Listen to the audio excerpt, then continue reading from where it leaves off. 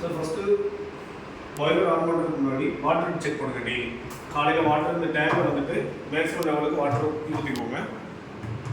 Maximum லெவலுக்கு water ஊற்றிக்கோங்க. Water ஊற்றிட்டு மூடியை க்ளோஸ் பண்ணிக்கோங்க. இந்த வாட்டர் டேங்க் வால்வு எப்போவுமே ஓப்பனில் இருக்குன்னு பார்த்துக்கோங்க.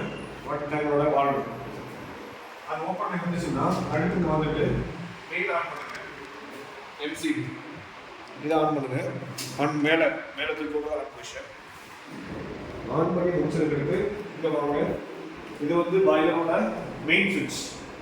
நீங்கள் ஆன் பண்ண காலையில் வரும்போது மீட்டர் 0ல் இருக்கும். மெயின் சுவிட்சை ஆன் பண்ணுங்க. வாட்டர் பம்ப் ஆகும். பம்ப் ஆகி முடிச்சதுக்கு ஸ்டீம் ரெடி ஆகிறதுக்கு ஸ்டார்ட் ஆகும். அடுத்து இந்த ஸ்டீம் ரெடி ஆகிறதுக்கு காலையில் எப்படி ஒரு 10 to 15 நிமிஷம் ஆகும். இந்த 2 bar ரேஞ்ச் வரும்போது நீங்கள் ப்ரெஸ்ஸுங்கிறது வந்து நீங்கள் அயன் பாக்ஸ் அதை ஆன் பண்ணிடுங்க. ஆன் பண்ணதுக்கு அடுத்து வெயிட் பண்ணுங்கள். 4 bar வந்ததுக்கு அடுத்து ஆட்டோமேட்டிக்காக பாய்லர் ஸ்டீம் கட் ஆஃப் ஆயிடும். கட் ஆஃப் ஆனதுக்கு அடுத்து நீங்கள் அயனிங்கை ஸ்டார்ட் பண்ணலாம். அயன் பண்ணும்போது இந்த சுவிட்சை ப்ரெஸ் பண்ணணும். ஸ்டீம் வர சுவிட்சை ப்ரெஸ் பண்ணணும். ப்ரெஸ் பண்ணால் தான் ஸ்டீம் உங்களுக்கு வெளியே வரும். அதே மாதிரி அயன் பண்ணும்போது நீங்கள் இந்த வேக்கம் போட்டுக்கோங்க. இந்த வேக்கம் சுவிட்ச் சென்டரில் இருக்கும், அதை போட்டுக்கோங்க. பெடலை ப்ரெஸ் பண்ணுங்கள். இந்த பெடல் சுவிட்ச் இருக்குது, கீழே அதை ப்ரெஸ் பண்ணிங்கன்னா மோட்டர் உங்களுக்கு செக்ஷன் ஆகும். எக்காரணம் கொண்டும் அயன் பண்ணும்போது வேக்கம் போடாமல் பெடல் ப்ரெஸ் பண்ணாமல் அயன் பண்ண வேண்டாம். காரணம் உங்களுக்கு பெட்டெல்லாம் ஈரமாயிடும். இந்த செக்ஷன் கீழே இருக்காது. அந்த செக்ஷன் இருக்கிறதுக்காக தான் உங்களுக்கு வேக்கம் சுவிட்ச் மோட்டர் கொடுத்துருக்கு. நீங்கள் பெடலை ப்ரெஸ் பண்ணிவிட்டு வேக்கம் அயன் பண்ணிக்கலாம்.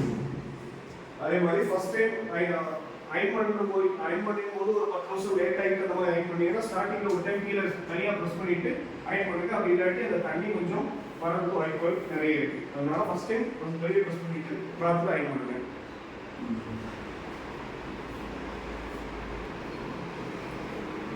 வேறு லாஸ்ட்டில் வந்துட்டு இந்த வால்வு வந்துட்டு நமக்கு வந்துட்டு ஸ்டீமோட வால்வு. இது வந்து எப்போவுமே ஓப்பன்லாம் இருக்கணும். இந்த வால்வு க்ளோஸ் பண்ணி வச்சிங்கன்னா 50% ஸ்டீம் வராது. இது வந்து ஸ்டீம் ரிலீஸ் வால்வு. இது வந்துட்டு நீங்கள் மேனுவலாக நீங்கள் ட்ரெயின் பண்ணி வாட்டரை வெளியே எடுக்கணும்னா இதை ஓப்பன் பண்ணிடுங்க. ஓப்பன் பண்ணிவிட்டு ட்ரைனேஜ் வால்வு சைடில் கொடுத்துருக்குறோம். அதில் ஓப்பன் பண்ணி தண்ணி வெளியே எடுத்துக்கோங்க.